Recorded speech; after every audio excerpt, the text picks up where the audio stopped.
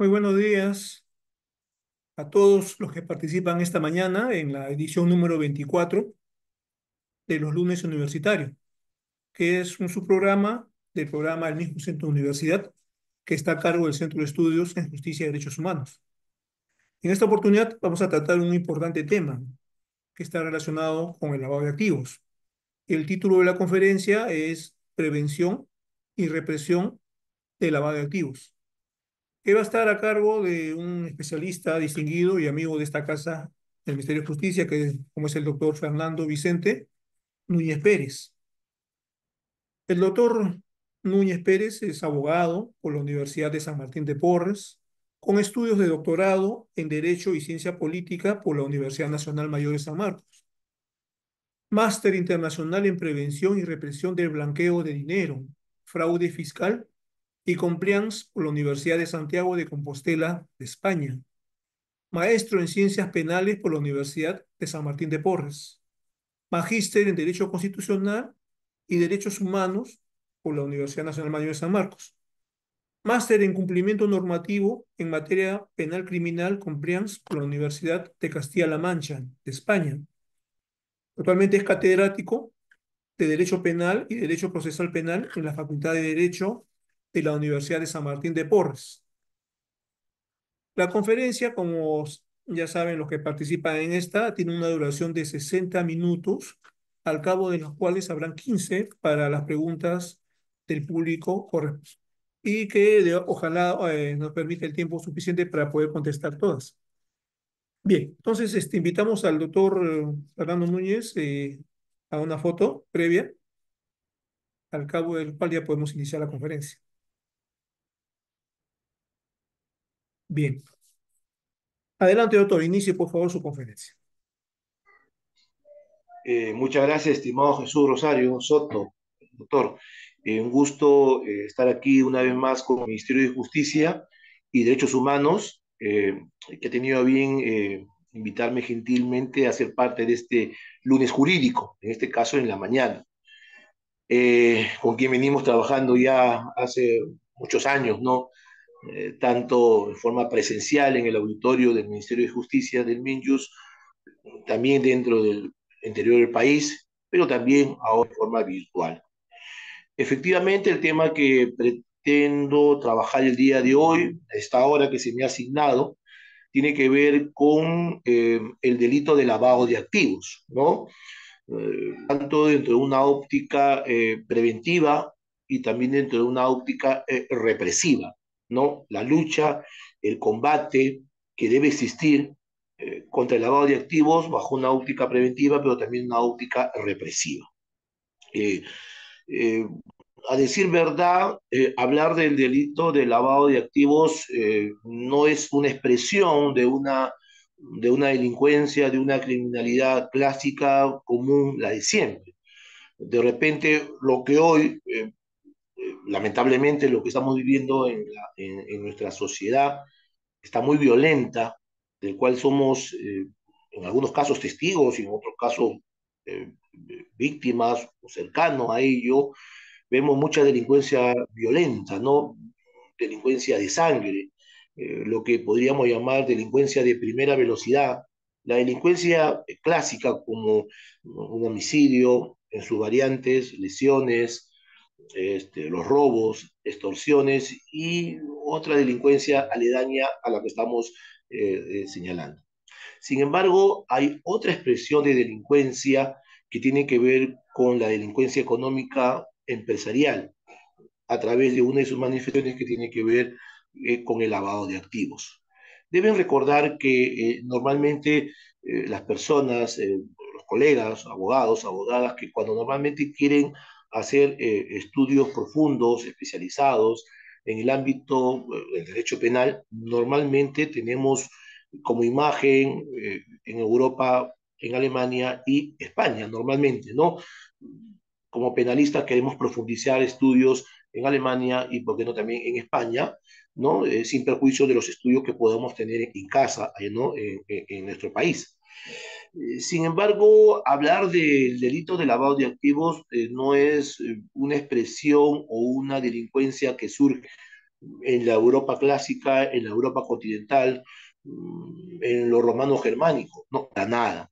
El delito de lavado de activos más bien surge bajo el sistema anglosajón, bajo un sistema diferente, ¿no? Normalmente cuando se habla del delito de lavado de activos y su génesis, en su aspecto histórico, lo vamos normalmente a los Estados Unidos de Norteamérica, ¿no? Y hay un hecho histórico, ¿no? O parte de la historia de este inicio, los estudios sobre el delito de lavado de activos, normalmente se le asocia a un criminal ítalo norteamericano, ¿no? Al Capone. Al Capone fue un criminal en la década de los 20, 30 en los Estados Unidos, específicamente en Chicago. Y él, en realidad, sin que la normalidad de los Estados Unidos en aquella década del 20, década del 30, sin que exista tipificado en la ley penal norteamericana el delito de lavado de activos, pero se pensaba de una u otra manera de poder lavar, de poder blanquear, de poder legitimar algunos capitales, algún dinero, algún patrimonio que podía tener un origen delictivo. Me explico. Este criminal ítalo norteamericano, Al Capone, eh, cometía muchos delitos y sus delitos que cometía le generaban ganancias. Eh, Estafas, extorsiones, proxenetismo, incluso por aquella época se vivió eh, eh, temas de contrabando, por la época de la ley seca, contrabando de alcohol. Entonces, todos esos delitos que estamos señalando, le generaban riqueza, le generaban un patrimonio, le generaban un dinero, pero era un patrimonio, un dinero, una riqueza que tenía un origen criminal. Entonces, él decía, ya está bien, acá tengo una acumulación de patrimonio, riqueza, dinero. Ahora, ¿qué hago? ¿Qué hago con toda esta ganancia? Yo quisiera disfrutarla, quisiera hacer uso, quisiera introducirla, incorporarla, hacer uso de este dinero que los delitos que he cometido me han generado, quisiera utilizarlos en una economía formal, en una economía legal.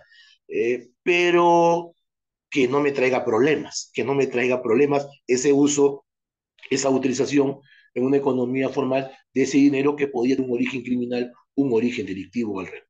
Entonces, él se ingenió y él montó, aperturó un negocio de lavado de ropa. Y ello, por eso se vincula normalmente el delito de lavado de activos a aquel mueble, a aquel instrumento, a aquel bien mueble, instrumento o bien que tenemos en casa, la lavadora, ¿no? Porque normalmente en los estudios del delito de lavado de activos normalmente se asocia a la lavadora, ¿no? Porque la lavadora es aquel bien que sirve para lavar la ropa sucia, ¿no? Entonces, en un sentido metafórico, podríamos decir que el lavado activo lo que busca es, de una u otra manera, ocultar el origen criminal de aquel patrimonio, ¿no? O enmascarar, ¿no? Ensombrecer el origen criminal de aquel patrimonio, ¿no? Como que le busca dar una apariencia de legalidad a aquello que tiene un origen criminal. Entonces, por eso que la lavadora se le asocia al delito de lavado de activos. Pero aparte, por lo que aperturó, por lo que montó Al Capone, ¿no? Al Capone aperturó un negocio de lavado de ropa. Entonces, ¿con qué objetivo? Eh, este lavado de ropa deben acordarse, es como que uno, por ejemplo, va a un local público, privado, y uno quisiera, por ejemplo, un sándwich, un café, un chocolate, una galleta, uno va con unas monedas o con unos billetes, ¿no? Uno coloca el billete, la moneda, ¿no es cierto? Un número efectivo y la propia máquina te expulsa y te permite poder ya obtener el producto que uno requiere. Pero no es que uno le entregue en la mano el dinero a una persona y la persona te entrega en reciprocidad lo que uno quiere adquirir, para nada, ¿no? Si uno simplemente tiene una actividad comercial con una máquina. Entonces, en aquella época del 2030, Al Capone, al aperturar, al dar inicio a este negocio de ropa, las personas venían con su dinero físico, con su dinero en efectivo, colocaban los billetes, abrían la lavadora, colocaban su ropa, esperaban algunos minutos y se llevaban la ropa. Entonces, ese negocio de lavado de ropa le sirvió a Al Capone para tratar de justificar, de dar una apariencia de legalidad a todo su patrimonio que podía tener un origen criminal, pero él decía que todo ese dinero que él tenía era producto de su actividad legal. ¿Cuál? El lavado de ropa. Entonces, por eso la lavada sirve por dos motivos, ¿no? Porque la lavada lava lo sucio y el lavado de activos lo que busca es ensombrecer, dar una apariencia de legalidad a un patrimonio que tiene un origen criminal y realmente, valga la redundancia, por el negocio de lavado de ropa que aperturó Capone para dar apariencia de legalidad a un dinero que tenía un origen delictivo. Sin embargo, cabe señalar que Al Capone no fue condenado por los delitos que habían generado esta ganancia, este producto criminal, para nada. O sea, él no fue condenado por estafa, por extorsión, por contrabando de alcohol en la época de la ley seca, por proxenetismo, para nada. O sea, él no fue condenado por las actividades criminales previas que generaron esa ganancia. Él fue condenado por tener un producto criminal, es decir, por tener dinero, mucho dinero, y porque este dinero no fue objeto de tributación, es decir, este dinero no fue declarado ni tampoco se pagó tributo. Él fue condenado, ¿no? Como una forma, podría decir, para evitar la impunidad, como una forma subsidiaria o residual, ¿no? Fue condenado por un delito tributario, o sea, lo que llamamos aquí una defraudación tributaria, o como llaman en España, fiscal, ¿no? Por un tema de delincuencia tributaria. Él fue condenado para evitar justamente la impunidad.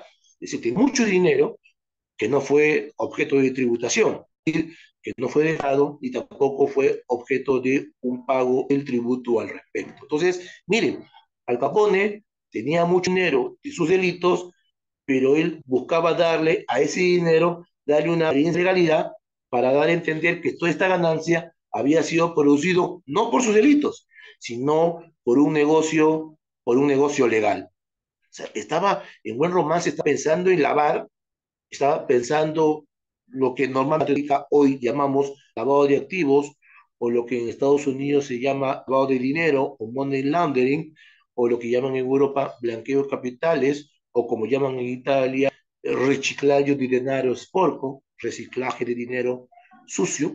Él estaba pensando en eso, pero esa nomenclatura, ese nombre todavía no surgía. O sea, en la práctica, en su cabeza, estaba lo que él buscaba es introducir ese dinero en una economía formal, pero dándole apariencia de legalidad, dando a entender que su dinero no había sido producido por sus delitos, sino que su dinero había sido producido por negocios supuestamente legales, en este caso el lavado de ropa.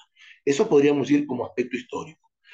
Sin embargo, si podríamos situar en forma ya más reciente, en la lucha, combate preventiva y represiva contra el lavado de activos, tenemos que situarlo en la década de los 80, específicamente en 1986. 1986 podríamos decir es el momento que se busca darle legalidad o juridicidad a la lucha combate al lavado de activos y específicamente en Estados Unidos. Podríamos decir que en 1986 existe una gran reforma en el Código Penal Federal de los Estados Unidos de Norteamérica, a través de la ley de Money Laundering Control Act, de Money Laundering Control Act, la ley contra el lavado de dinero. En Estados Unidos se hablaba y se habla hasta el día de hoy, colegas, de money laundering, money, dinero,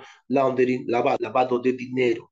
Entonces, en 1986, a través de Money Laundering Control Act, la ley contra el lavado de dinero, a través de esta ley que buscó luchar preventiva, represivamente contra el lavado de dinero, se introdujeron al Código Penal Federal de los Estados Unidos de Norteamérica dos artículos, los artículos 956 y 57 al Código Penal Federal de los Estados Unidos, y por primera vez se busca combatir contra el lavado de dinero en los Estados Unidos, pero a través de una figura en el Código Penal norteamericano, pero nacional. Sin embargo, los Estados Unidos que quería en la década de los 80, estamos citando 1986, bajo la gestión de Ronald Reagan, prácticamente Estados Unidos le había declarado la guerra eh, al tráfico ilícito de drogas, pero no solamente una guerra al tráfico ilícito de drogas, sino al dinero que producía el narcotráfico o tráfico ilícito de drogas. Es decir, la guerra, la lucha, el combate a las drogas, pero también al dinero que producía las drogas. Sin embargo, Estados Unidos fue consciente al entender que la lucha y el combate preventivo y represivo contra el lavado de activos no podía ser exclusivamente en forma unívoca o nacional, solamente por ellos mismos, no, sino que ellos buscaron que este combate en sentido ya, ¿no? A través de Naciones Unidas. Entonces, ellos tenían una gran hegemonía, ellos propusieron que a través de Naciones Unidas se pueda aprobar un convenio. Y justamente llegamos a 1988, la evolución del delito de lavado a nivel internacional. Primero es Estados Unidos, local, pero luego Estados Unidos es consciente de que la lucha y el combate contra el lavado de activos no podía ser de forma aislada, unívoca o a solas con ese solo país. O así deben recordar la lucha y el combate contra la pandemia de la COVID-19, ¿no? No se podía hacer la lucha aisladamente con un solo país, sino tenía que haber una, podríamos decir, una política internacional general con algunas reglas comunes entre todos los países en el globo terráqueo, ¿no? No es que Perú hacía una política, Estados Unidos otra política, España otra política, no, no, sino que había una política, podríamos decir, unívoca, ¿no? Bajo un marco general que pueda combatirse en su momento el flagelo, ¿no? De la pandemia de la COVID-19. Algo parecido, Estados Unidos en la lucha y el combate contra el lavado de dinero, ¿no? Lo que Estados Unidos, lavado de dinero en 1986, entendió que no se podía luchar, no se podía combatir en forma aislada. Entonces, ellos promovieron que en Naciones Unidas se aprobara en 1988 la Convención de Naciones Unidas contra el tráfico ilícito de estupefacientes y sustancias psicotrópicas, más conocida como la Convención de Viena de 1988. Entonces, como dije hace un rato, cuando en 1986 Estados Unidos aprobó The Money Laundering Control Act, la ley contra el lavado de dinero, en el que se introdujeron dos artículos al Código Penal Federal norteamericano, 1956 y 1957, esos dos artículos prácticamente fueron traspolados, fueron reiterados ya en la Convención de Viena de 1988, por lo que los países que luego suscribieron Viena, como el Perú, se comprometía a introducir en su ordenamiento jurídico el delito de lavado de activos y llega a nuestros países. Entonces, hemos citado como aspecto histórico el caso de Capone 2030. Sin embargo, si seguimos a nivel internacional, tenemos que fijar 1986 y 1988. 1986 porque por primera vez el delito de lavado de dinero se introduce al Código Penal Federal de los Estados Unidos de Norteamérica. Sin embargo, se entendió que esta lucha no podía ser hacia por los Estados Unidos, por lo que estos dos artículos, 1956, 1957 del Código Penal Federal de los Estados Unidos, se introducen a la Convención de Viena. Entonces, la Convención de Naciones Unidas, ¿no? Que en realidad es el primer convenio de Naciones Unidas, es el primer convenio internacional que busca definir el delito de lavado de dinero, lo que conocemos en los Estados Unidos, blanqueo de capitales, lo que se conoce en Europa, o lavado de activos, lo que conocemos normalmente en Latinoamérica y dentro de ello al Perú al respecto. Entonces, los países que suscribieron Viena, ¿no? Gran cantidad, que también está el Perú, al suscribir Viena, se comprometió a introducir en su ordenamiento jurídico el delito de lavado de activos, lavado de dinero o blanqueo de capitales a su derecho interno. Y así justamente llega a nuestros países. Entonces, en resumen, esta primera parte, 1906, Estados Unidos, 1988, se aprueba la Convención de Viena y luego ya posteriormente los países comenzaron a introducir en su ordenamiento jurídico. Muy bien, y ahí viene la evolución justamente de lo que el delito de lavado de activos llega al Perú. En realidad debemos recordar que actualmente lo que nos rige como ley penal base es el Código Penal. Deben recordar que nuestro Código Penal es el Decreto Legislativo 635 del 8 de abril del año 91.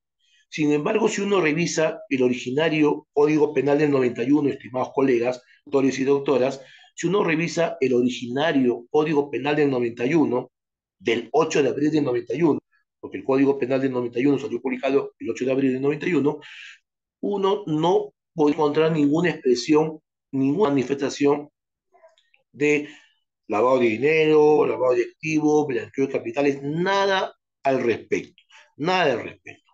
Sin embargo, para poder situarnos de lo que el delito de lavado de activos, al incorporarse en nuestro derecho y luego consolidarse también en nuestro derecho, porque primero hay su incorporación y luego fue una forma de validación de este delito en nuestro ordenamiento jurídico penal, podríamos hablar de tres momentos que evolutivamente podríamos dar expresión de su incorporación de este delito, pero además de su consolidación de este delito en nuestro derecho penal peruano. Si bien hemos dicho que el delito de lavado de dinero, activos, blanqueo de capitales, sinónimos, no se encontraba regulado originariamente en el Código Penal del 91, una de sus primeras reformas, estimados doctores, una de sus primeras reformas del Código Penal del 91 se llevó a cabo el decreto legislativo 736 el 12 de noviembre del año 91. El 12 de noviembre del 91, ya varios meses, Código Penal 8 de abril 91, pero el 12 de noviembre del 91 se publicó en el peruano el decreto legislativo 736. Y este decreto legislativo 736, el 12 de noviembre del 91, incorporó dos artículos al Código Penal, los artículos 296A y 296B. Esos 296A y 296B fueron dos artículos que buscaban regular lo que era, y la misma ley, el lavado de dinero. Decía que este lavado de dinero era un dinero que había sido producido por el tráfico de drogas, pero paralelamente se hablaba de narcoterrorismo. Si fuera una pregunta histórica en el Perú, cuando la primera vez, y no con el Código Penal del 91, del 8 de abril, sino con una de sus primeras reformas que hubo del Código Penal del 91, el 12 de noviembre, 31, con este artículo 736, al introducirse dos artículos al Código Penal, 296A y 296B, como lavaba dinero originariamente, ese dinero lavaba, ¿ok? Tenía un origen o en el tráfico ilícito de drogas, pero también se decía de narcoterrorismo. A pesar que en el Perú, claro, en el Perú ha habido o existe delito de terrorismo y existe delito de narcotráfico o tráfico ilícito de drogas, pero se creó una figura, una nomenclatura muy casuística de repente nacional que se llama narcoterrorismo. Narcoterrorismo, pero no es que había un delito de narcoterrorismo. Por supuesto que había narcotráfico, tráfico de drogas. Por supuesto que había terrorismo, por supuesto, pero se creó la figura de narcoterrorismo. Entonces, en el aspecto histórico, podemos decir que este decreto legislativo 136 lo introdujo como lavado de dinero, pero un dinero que había sido producido, que se lavaba, un dinero que había sido producido exclusivamente como delito fuente o por el tráfico de drogas o por el narcoterrorismo, muy peculiar esto último, eh, a, raíz, a raíz de nuestra realidad nacional al respecto.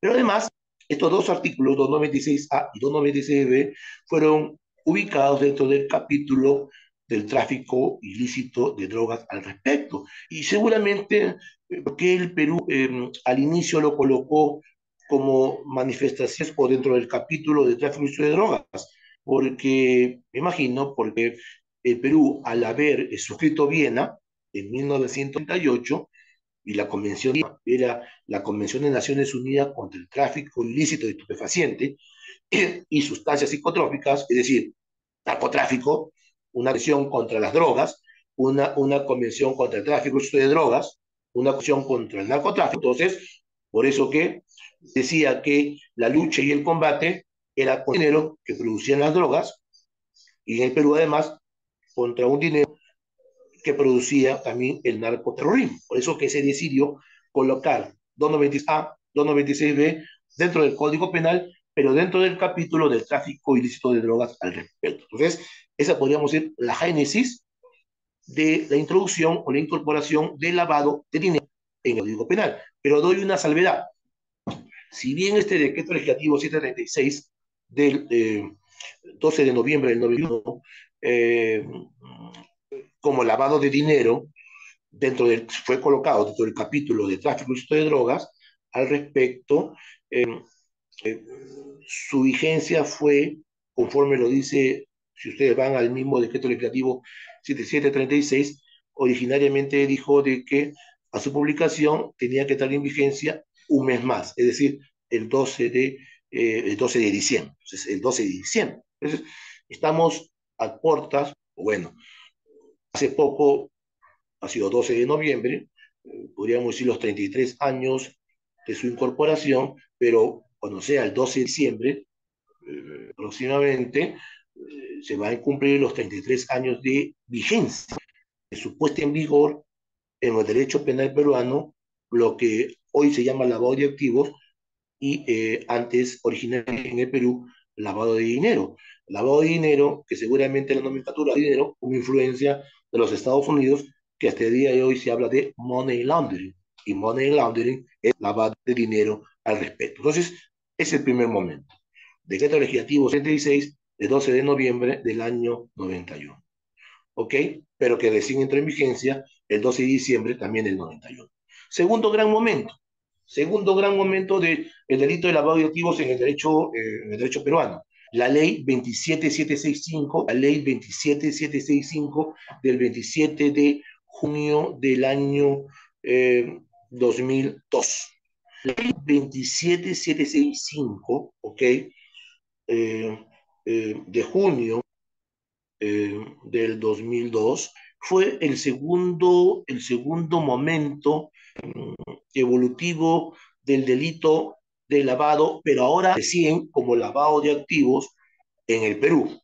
Vemos del 12 de noviembre del 91, pero recién en vigencia, el 12 de diciembre del 91, podríamos ir hasta el 27 de junio del 2002, en el Perú, 296A, 296B, del título de tráfico ilícito de drogas, pero se hablaba de lavado de dinero.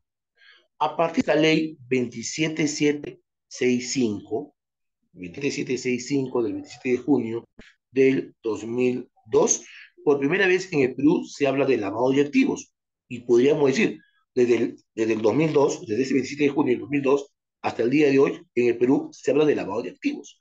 Y otra peculiaridad más, esta ley 27765 decidió derogar estos dos artículos previos, 296A y 296B, porque a partir del año 2002, el lavado, que ya no era dinero, sino activos, lavado de activos, comenzó a regularse fuera del Código Penal. Recordemos de que dentro del derecho penal peruano, estimados colegas, los delitos y sus penas no están regulados exclusivamente dentro del Código Penal. ¿Me explico? Los que han sido mis alumnos, los que me han escuchado, en todo caso, por conocimientos del derecho penal, ustedes saben de que no todas las manifestaciones delictuales y sus penas en el derecho penal peruano están previstos en el código exclusivamente. Deberían estar por un tema de orden, por un tema de unidad, ¿no? Sí, debería todo estar en el código penal, en cuanto a delitos y en cuanto a penas. Sin embargo, sin embargo, sin embargo, el legislador también ha decidido regular lo que se denominan leyes penales especiales o leyes penales complementarias o leyes penales accesorias.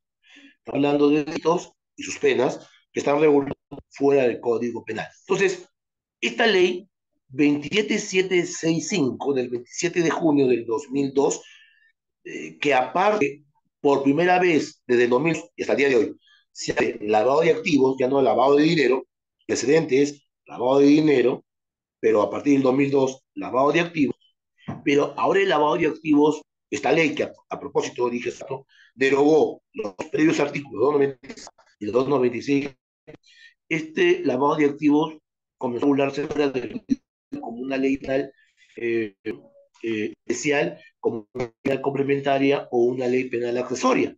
Recordemos el décimo título preliminar del Código Penal, el artículo décimo título preliminar del, establece que las normas generales se aplican a las leyes penales especiales. Las normas generales del Código Penal, como título preliminar o como la parte general, se aplican también a los penales especiales, por lo que el legislador que creó el Código Penal en el 91 era consciente que también podía, además del Código Penal que regula delitos y regula penas, también podría regularse delitos y penas fuera del Código Penal a través de estas denominadas leyes penales especiales.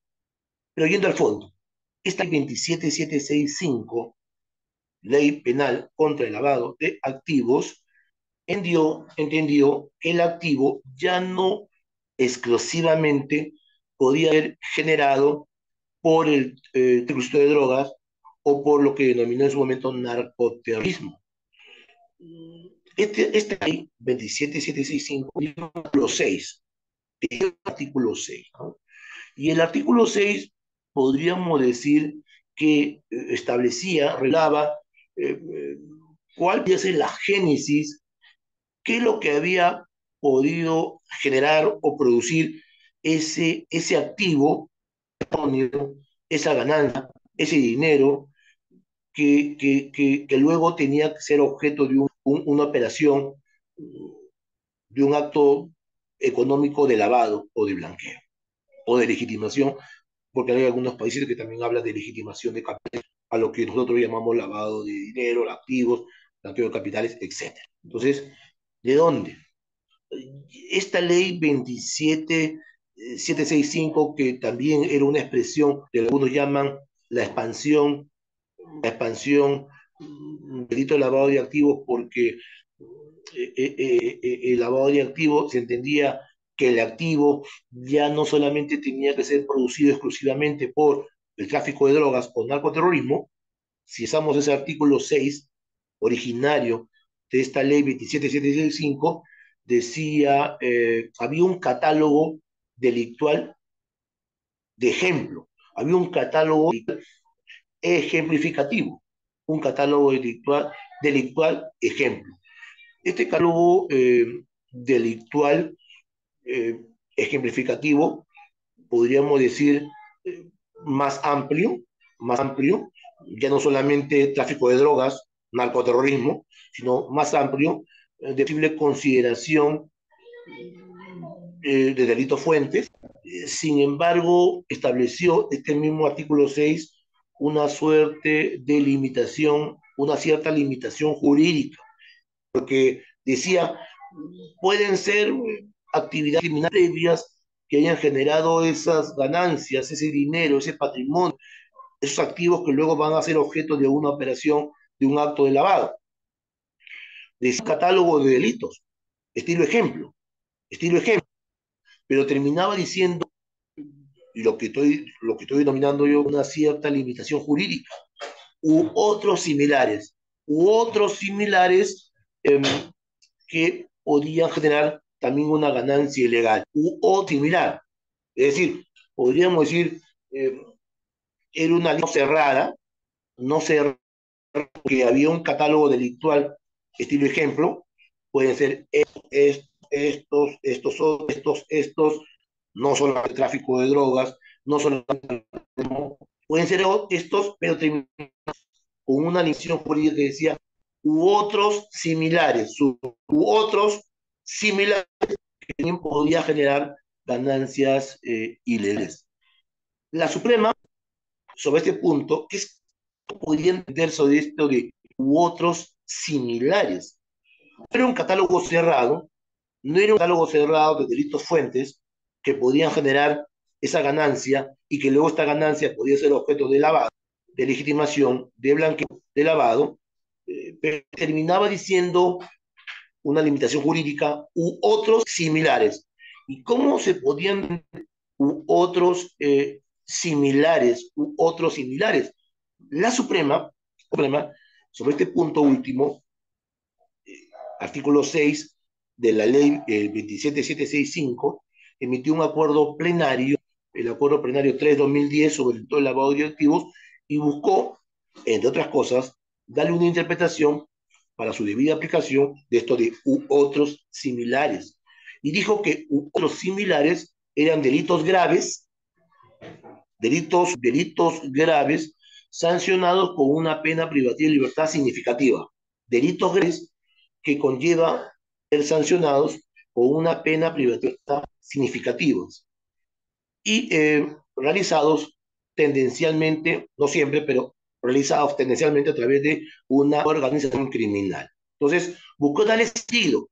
U otro similar es como algo así como el sentido lingüístico, semántico, u otro similar es como parecido a lo anterior. ¿Y qué cosa es lo anterior? Lo anterior había catálogo ejemplo. ¿Y qué se entendió? Como delitos graves sancionados con una pena privativa de libertad significativa. O sea, significativa es decir, es una pena no mínima, no una pena grave, ¿no? Graves que conlleven pena grave. Delitos graves que conlleven una pena privativa de libertad significativa y cometidos tendencialmente, esto tendencialmente, no siempre, pero normalmente a través, cometido a través de una organización al respecto. Me acuerdo en la época del año 2010, 2011, 2010, 9, 10, 11, por ahí salió un hecho público, un hecho de mucho aspecto mediático, que los medios de comunicación le tomaron atención. Fue el caso de un traidor a la patria, por ahí deben acordarse, un traidor a la patria, en el que él se beneficiaba económicamente. Este señor era cualquier persona, era un funcionario público, específicamente era un miembro de la Fuerza Aérea, sí, de la Fuerza Aérea, de la FAP, y que tenía el rol, tenía mucha información privilegiada, mucha información secreta, que no podía ser al dominio público. Bueno, es captado por militares de la Fuerza Aérea chilena y a cambio de dinero que le enviaban, él enviaba información que él tenía, estaba bajo su... Entonces, él fue pesado y también fue condenado en este punto por traición a la patria. Entonces se preguntó si la traición a la patria podría ser un delito previo, un delito fuente, una actividad criminal previa, una actividad delictiva previa idónea que podría generar una ganancia, un patrimonio, y que luego este patrimonio podría ser objeto de lavado en ese momento de activos, ya activos en ese momento. Entonces, se revisó el artículo 6 y el artículo 6 está un catálogo ejemplificativo de delitos y no estaba atención a la patria. A pesar que no estaba literalmente atención a la patria, ¿no? Decía más abajo, u otros similares. ¿Y qué cosa es u otro similar? U otro similar, ya lo dije hace un rato, delito grave que conllevaba la imposición de una pena de libertad significativa que implica también delito grave, una pena grave. Por un delito grave, una pena grave. Entonces, en imputación a la patria. Se dijo que sí, podría ser un delito fuente, un delito previo, una actividad criminal previa idónea, una actividad previa idónea que podía generar activos, porque el artículo 6, si bien había un catálogo ejemplificativo, no necesariamente números clausus, porque terminaba diciendo u otros similares. Y otro similar era un delito grave que conlleva una pena de libertad significativa, como lo fue de intención a la patria. Entonces, intención a la patria fue delito fuente que le generó ganancia y esas ganancias fueron objeto de lavado de activos. Por esto que este señor fue condenado a los dos delitos, tanto por el delito previo que genera ganancia, como luego él mismo a las ganancias, a lavarlas, al blanquearlas, fue condenada por los delitos. O sea, él al final fue condenado por un concurso real de delitos, concurso real heterogéneo, a través de lo que se denomina el autolavado. El autolavado. Y esto también lo permite nuestro ordenamiento jurídico y también lo permite nuestra jurisprudencia de la Corte Suprema, el autolavado. ¿Qué es el autolavado? ¿Qué es el autolavado? El autolavado es eh, es cuando he intervenido delictivamente en dos momentos. He intervenido previamente para generar la ganancia, por ejemplo, intervengo a traficar droga y genera ganancia, intervengo para cometer explotación sexual y genera ganancia, intervengo en actos de corrupción y genera ganancia, intervengo para muertos, genera ganancia, y esas ganancias luego son objeto de lavado de activos al respecto. Entonces, cuando tengo los dos momentos, me pueden imputar y condenar por las dos figuras, por el delito previo, no la ganancia, y luego a las ganancias que son objeto de una operación de lavado, me pueden condenar por los dos delitos, lo que sería un orden de concurso real de delitos de carácter heterogéneo. Por tanto, me pueden condenar por los dos delitos. Entonces, en este caso, este señor fue condenado tanto por protección como por lavado de activos, activos que fueron generados por infracción a la que cometió el mismo sujeto al respecto. Y pueden advertir que este artículo 6 de la ley 27765 ya no limitó los activos, antes era dinero, lavado de dinero, dinero producido por el narcotráfico o por el narcoterrorismo, pero ahora este activo, ya no lavado de dinero, sino como lavado de activos, este activo que había sido generado ya no exclusivamente por el tráfico de drogas o por el narcoterrorismo, sino por cualquier otro delito. Repito, había un catálogo ejemplo, pero más terminaba diciendo u otros similares. Entonces, podríamos decir, había un catálogo ejemplificativo de delitos, no eran un clausus, no eran números porque terminaba diciendo u otros similares. Esto u otros similares es lo que lo vengo denominando como una cláusula, como una cláusula que limitaba los otros, que si bien no estaban especificados taxativamente, con protección a la patria, pero que tenían que estar al anterior.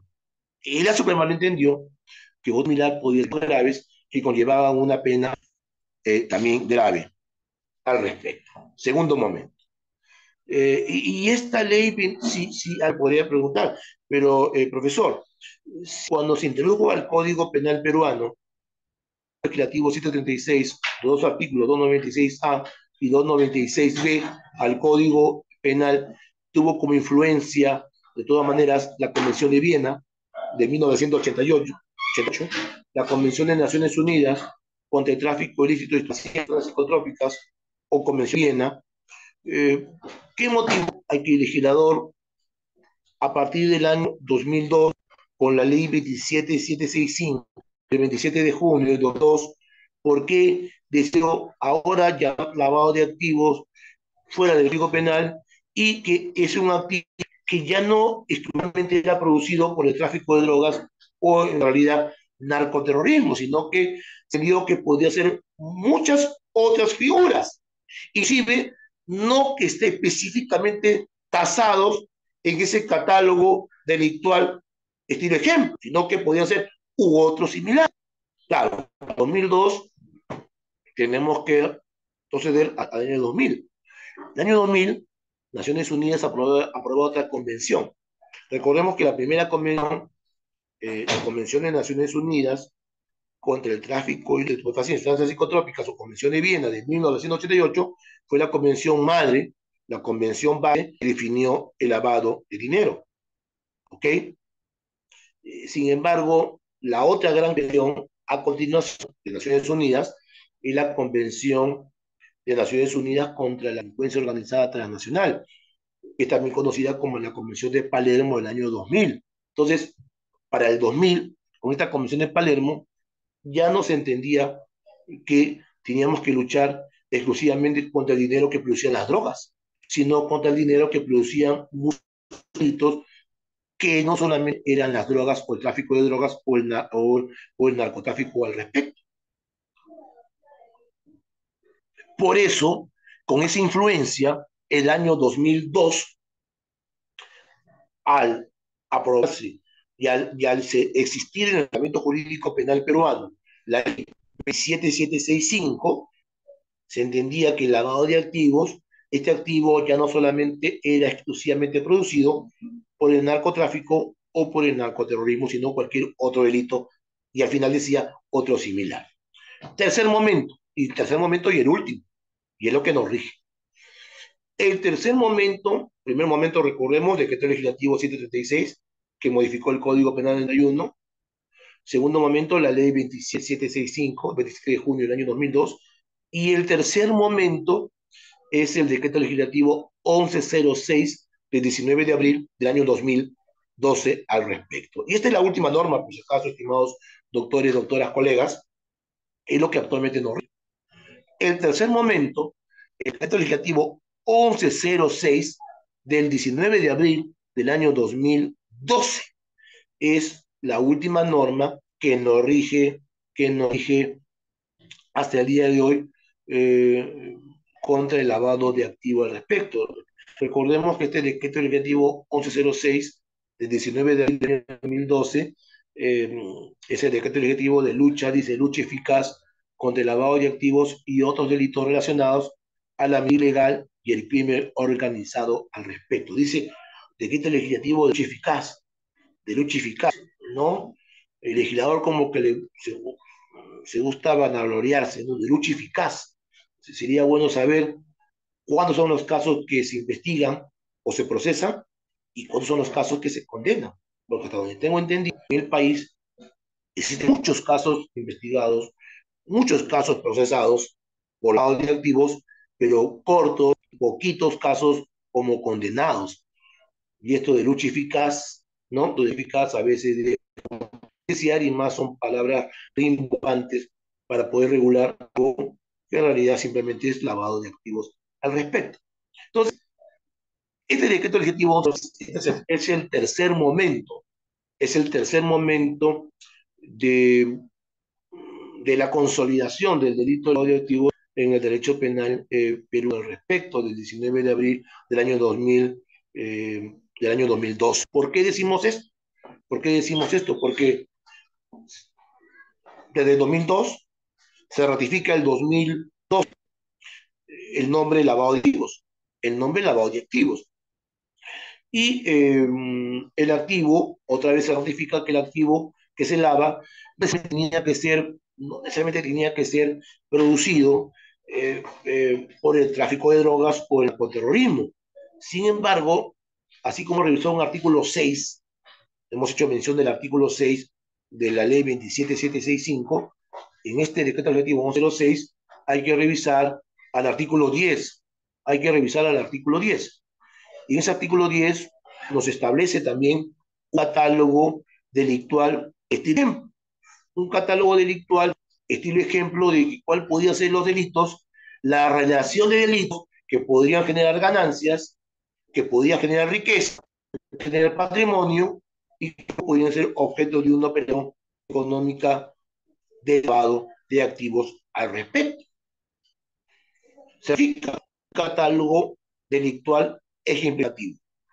Pero terminaba diciendo, a diferencia del anterior, porque aquí como borra, se deja de lado aquí cláusula de la jurídica, aquí no se dice, o actualmente, que es lo que nos rige el día de hoy, ya no se habla de u otros similares, ahora se dice otros que tienen capacidad de generar ganancias ilegales al respecto, ganancias ilegales al respecto. ¿Y qué cambió? ¿El qué cambió? Ya no se dice u otros similares, ahora dice u otros que tienen capacidad de generar ganancias ilegales. Esto último, estimados colegas, es lo que algún profesor de la universidad, que fue mi profesor, mi maestro, el doctor Miguel Abel Souto, profesor de la Universidad de Santiago de Compostela y que es el director máster, hasta donde entiendo el único máster internacional en prevención y represión del blanqueo de dinero, en la Universidad de Santiago de Compostela, y que tuve la suerte de mi prólogo, que me hizo el prólogo de mi libro sobre lavado de activos, eh, entendió que estamos viviendo una suerte de expansión del lavado de activos, del blanqueo de capitales, del lavado de dinero. O sea, ¿por qué una expansión? Porque, como pueden advertir, el lavado de activos se asocia siempre a un delito previo, se asocia o se vincula o se relaciona siempre a un delito previo. un delito previo que genera ganancia. En el 91 en el Perú, ese delito previo que generaba ganancia era exclusivamente tráfico de drogas y narcoterrorismo. En el año 2002, ese activo que generaba ganancia y que luego podía ser objeto de lavado, ya no solamente era tráfico de drogas y narcoterrorismo. Decía, había un catálogo de delitos ejemplificativo y terminaba diciendo u otros similares. Y ahí entró presión a la patria. Y en ese momento, la ley, el decreto legislativo 1106, cuyo artículo 10 también tiene un catálogo amplio, delictivo, ejemplificativo, catálogo, pero tampoco es números clausos, porque terminaba diciendo, ya sin la limitación jurídica, ya no dice sí o similares, o sea, con capacidad de generar ganancias ilegales. Por eso, ¿por qué la expansión? Porque el delito de lavado de activos, su ejecución y sanción ha crecido, o sea, ha crecido. Eh, ¿Qué podía ser de fuerte que genere esta ganancia, este patrimonio, este va a ser objeto de un acto lavado? Eh, Tiene que ser un delito que conlleve una pena grave, no necesariamente puede ser un delito grave o no, puede ser un delito que conlleve una pena grave o no, puede ser un delito cometido a través de una relación criminal o no, puede ser un delito cometido a través de persona jurídica o no, es decir, ya se acabó aquella época que solamente el tráfico de drogas, de delito o el narcoterrorismo o los graves, simplemente vamos al artículo 10. El artículo 10, correcto, sí dice un catálogo delictivo amplio, ejemplificativo, pero no es no clausus, repito, no es número, no es un juego cerrado, no es número clausus, porque termina diciendo u otros, y ya se borró la palabra similar. Por tanto, el delito previo que genera la ganancia y que luego esta ganancia va a ser objeto de lavado, no tiene necesariamente un delito grave que conlleve una pena grave, no tiene que ser necesariamente un delito cometido a través de una acción criminal, no tiene que ser necesariamente un delito cometido a través de una persona jurídica al respecto. Es por eso, si ustedes advierten, claro, si ustedes van a la norma actual, el 1106, si ustedes ven los tipos penales, artículo 1, conversión y transferencia, artículo 2, ocultamiento de tenencia, artículo 3, transporte, traslado, hacer ingresar o hacer salir dinero de origen delictivo, ¿ok? Si van a los tres artículos, prácticamente no te habla de un monto, no te habla de un valor económico de lo que sea. No habla de un valor económico. Sin embargo, si revisamos el artículo cuarto, el artículo 4 de este 1106, vamos a encontrar ahí circunstancias agravantes específicas y vamos a encontrar circunstancias atenuantes específicas. Agravantes específicas y atenuantes específicas. Una circunstancia agravante específica de lavado de activos es cuando el valor que se lava supera las 500 UITs, ya, pero superar el valor económico de lo que lava 500 UIT es una circunstancia agravante específica. Ahora, si revisamos las atenuantes específicas, hay una atenuante que dice que cuando el valor del bien económico que se lava no supera las 5 UITs, es una circunstancia atenuante específica de lavado de activos, lo que nos lleva a entender de que se superan los 5 hasta 500, porque si es más de 500 es una circunstancia agravante específica del lavado. Si está hasta 5, es una atenuante específica. Pero si es más de 5 hasta 500, nos lleva al tipo base al respecto. Entonces, podemos decir, en un sentido, eh, palabra más, palabra menos, hay casos de lavados base, hay lavados agravados y hay lavados atenuados. Esto último, algún sector ha denominado como los lavaditos, los blanqueaditos, pero al fin y al cabo lavado, lavaditos, blanqueaditos o legitimaditos.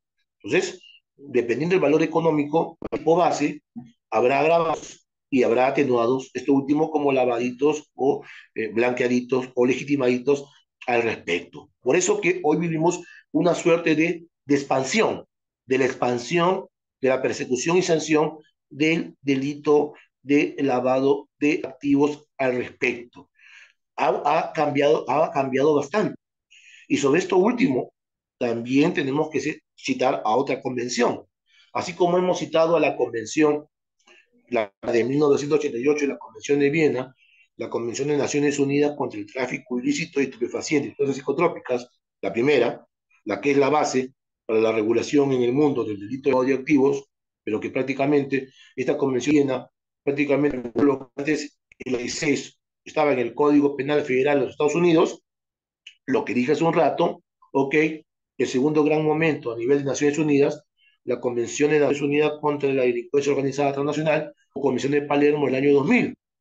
Y el tercer momento a nivel de Naciones Unidas es la Convención de Naciones Unidas contra la Corrupción o la Convención de Mérida, Mérida, Yucatán.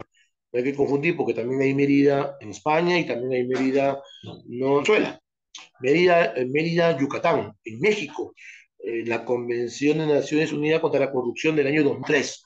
Y esto ha conllevado de que la lucha y el combate contra el lavado no es efectivamente contra un específico delito que genera ganancias, sino que las ganancias, el producto, eh, puede ser generado por muchas actividades delictivas, no lo que hoy infecta al mundo e incluso a otro país, la corrupción.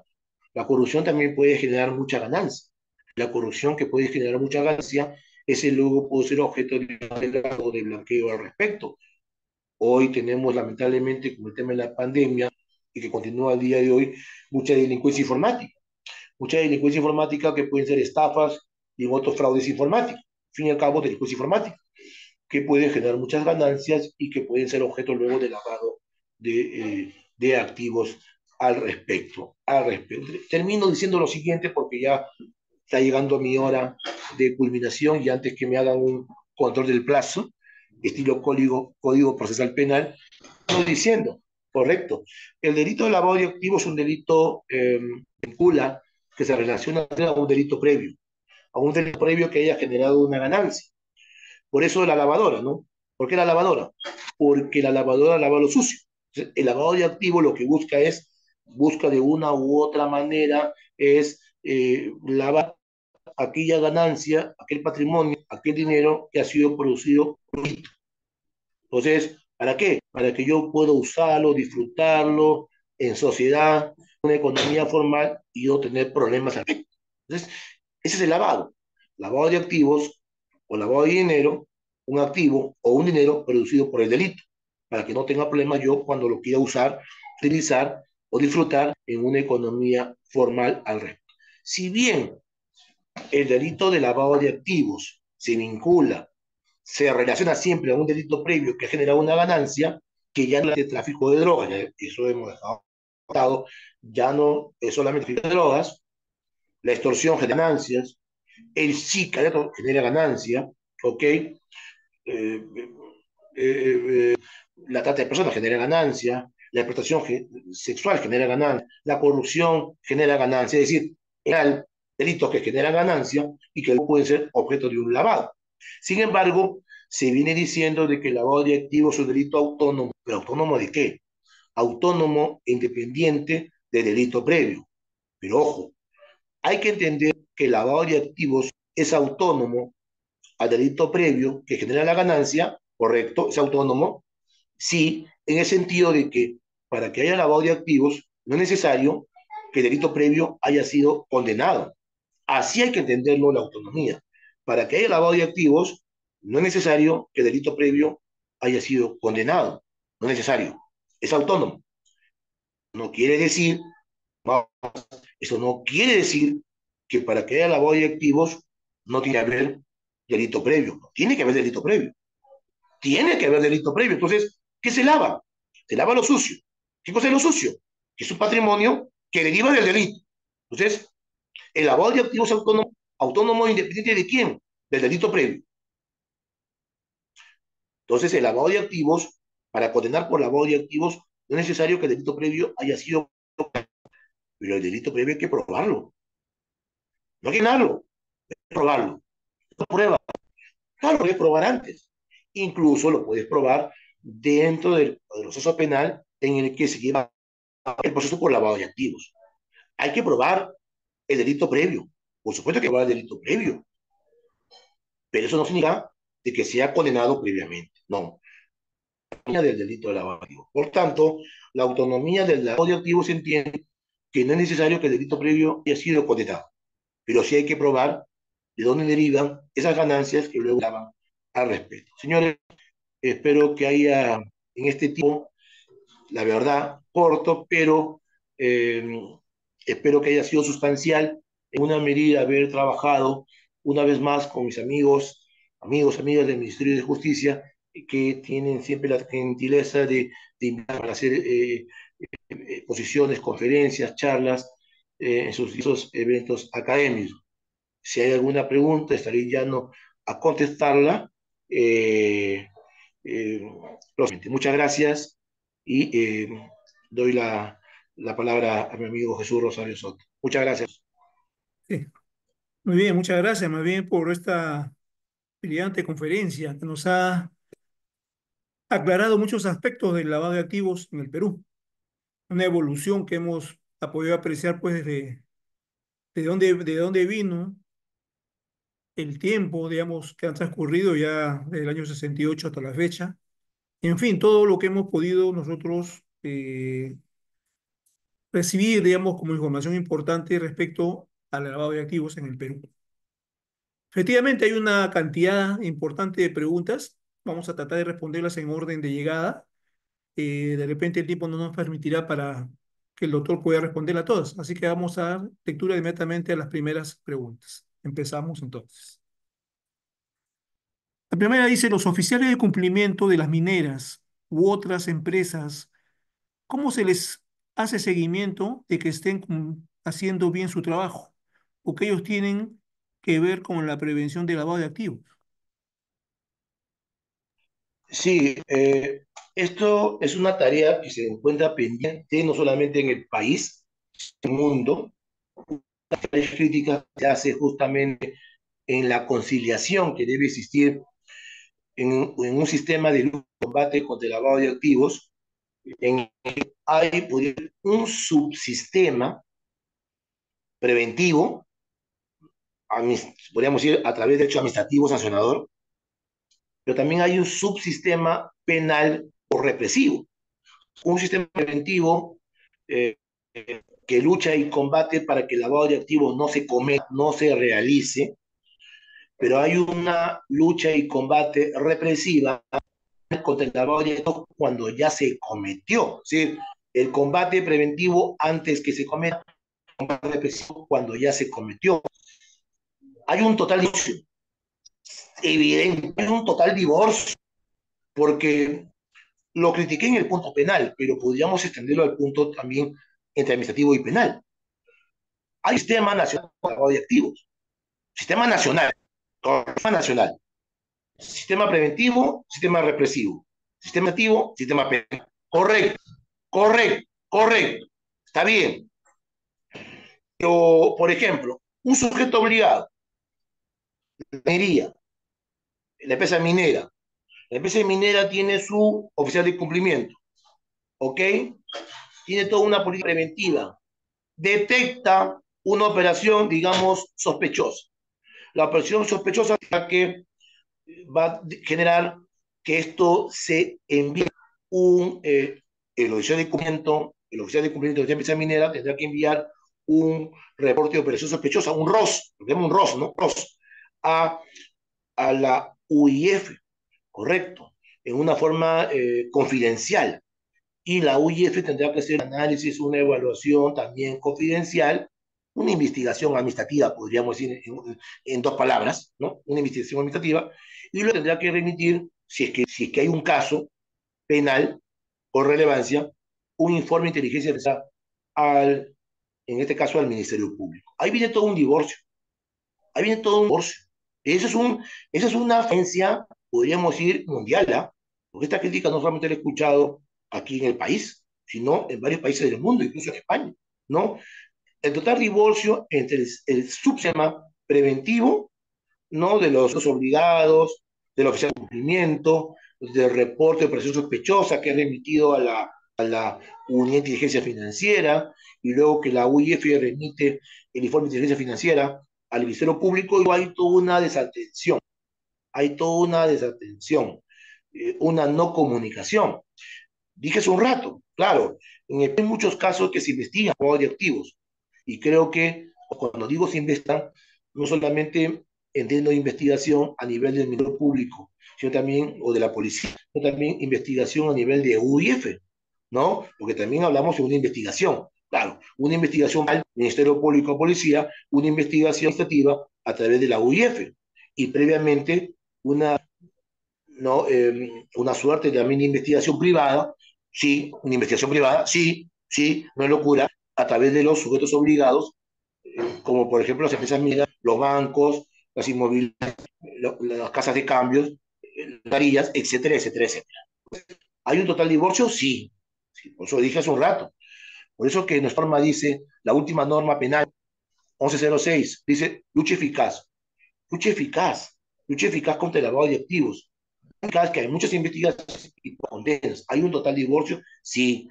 Debe, más bien, claro, el sistema administrativo debería nutrirse del penal y el penal debería nutrirse del administrativo. Pero sí, pero parece que están divorciadas al respecto. Esa es una de las mayores críticas que se hace al tema en sus dos vertientes, el administrativo con el penal y el penal con el administrativo al respecto. Bien, doctor. Seguimos con la segunda. Dice, si no hay evidencia suficiente para un imputado, por ejemplo, de estafa u otro similar, ¿se configura el delito de lavado de activos? A ver, eh, a ver, delito previo que generan las ganancias, delito previo que generan las ganancias y ganancias que luego pueden ser objeto de lavado, puede ser cualquiera, ya quedó sentado esto, ¿no? Incluso lo que dije hace un rato, artículo 10 de 1106, en el que dice cualquier otro, y ese otro no tiene que ser grave, delito grave, pena grave, cualquier otro. Incluso puede ser estafa, por supuesto. Estafa comunes y corrientes, estafas virtuales, en entornos virtuales, puede ser fraude informático, etcétera, etcétera, etcétera. Claro, ya. El tema es, para que haya lavado de activos, no es necesario que el delito haya condenado, pero sí que por el delito previo. Por supuesto que hay que poner delito previo. ¿Por qué? Porque el delito previo, o también entendido como actividad criminal previa, es un elemento del tipo objetivo del delito de lavado de activos. Y eso no solamente lo digo yo, el fundamento jurídico 21, el fundamento jurídico 21, estimados colegas, el fundamento jurídico 21 de la gran sentencia plenaria casatoria 1-2017 del 11 de octubre de 2017, fundamento jurídico 21, precisamente dice que un evento del tipo objetivo de lavado de activos es la actividad criminal previa. Y la actividad criminal previa no puede soslayarse, tiene que probarse. Si la pregunta va en ese sentido, por supuesto que tiene que probarse. No tiene que condenarse, no, porque es autónomo. Pero el hecho que la actividad criminal previa no sea condenado, porque se puede haber muerto y lo haya cometido, pero tiene que probarse que hubo una actividad criminal previa. Eso que esa sentencia plenaria casatoria exige que un elemento del tipo objetivo es justamente la actividad criminal previa que produjo la ganancia. Fundamento jurídico 21 al respecto. Por supuesto, hay que probarlo. Doctor. Siguiente, dice, ¿puede haber lavado de activos en empresas públicas o en hospitales? A ver, es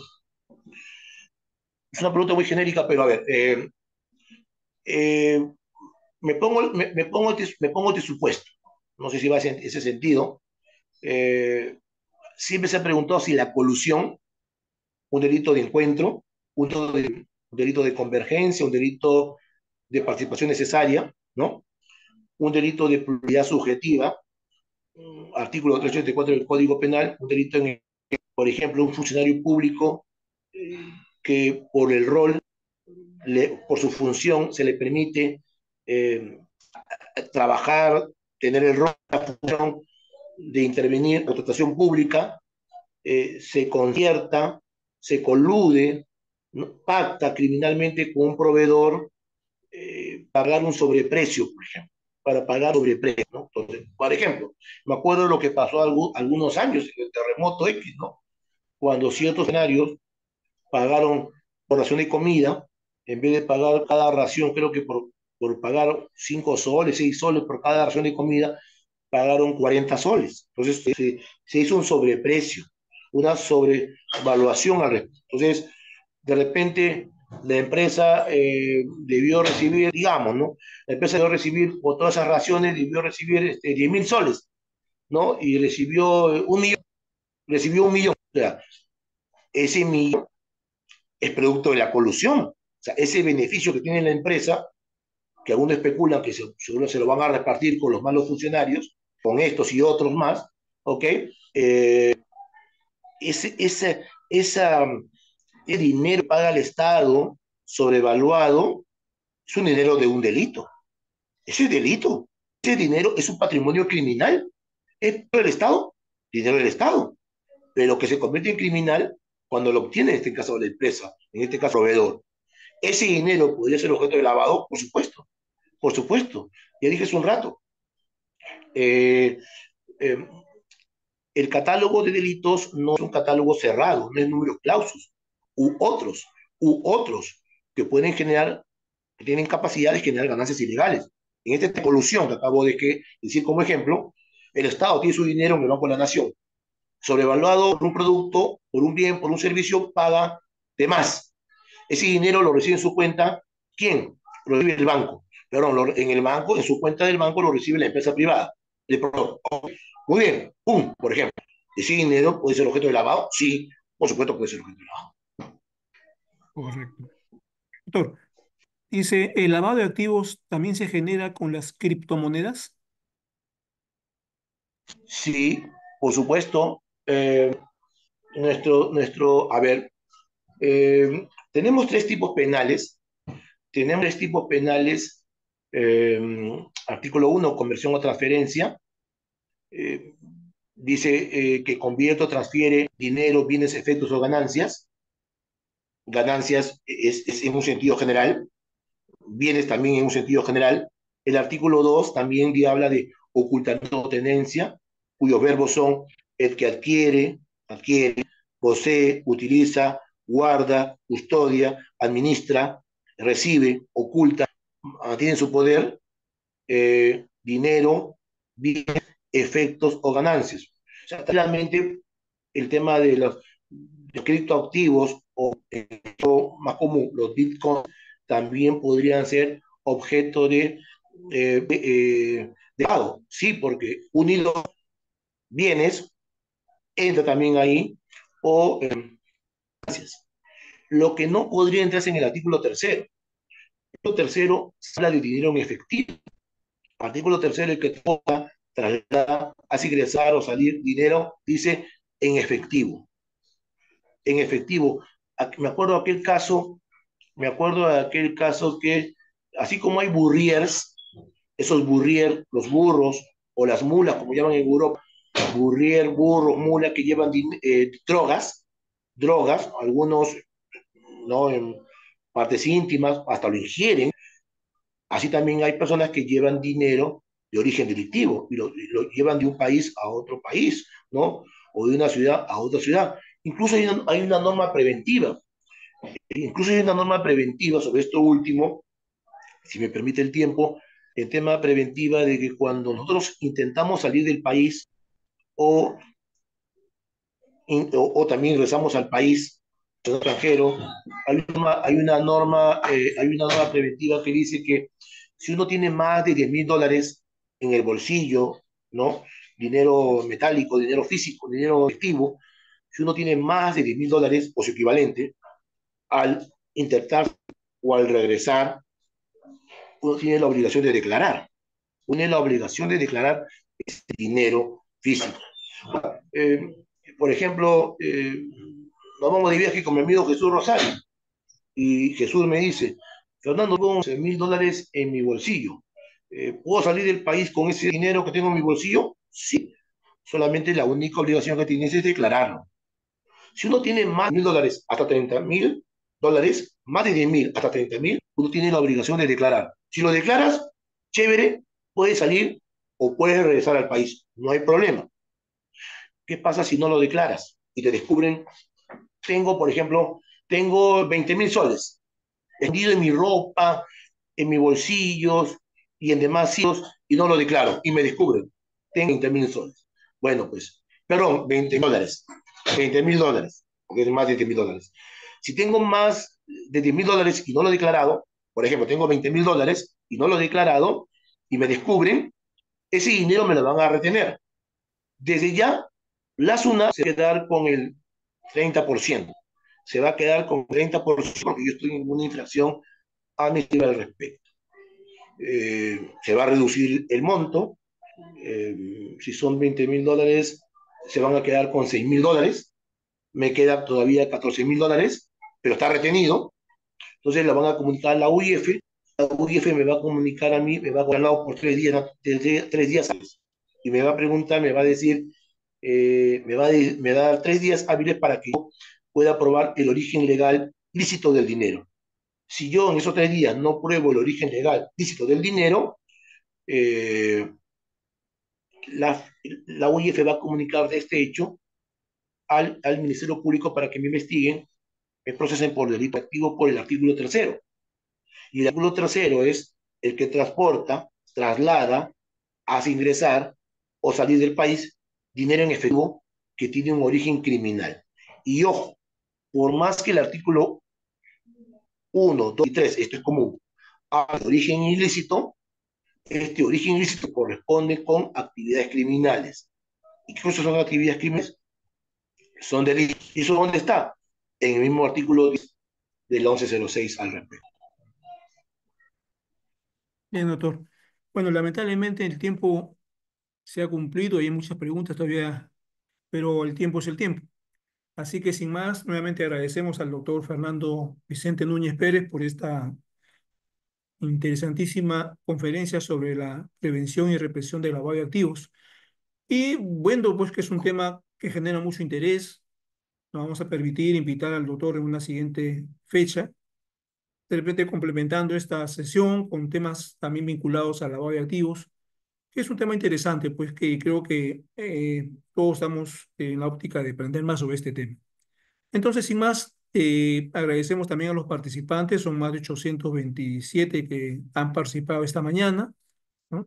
Y bueno, hay unas encuestas que también le rogamos puedan absolverlas.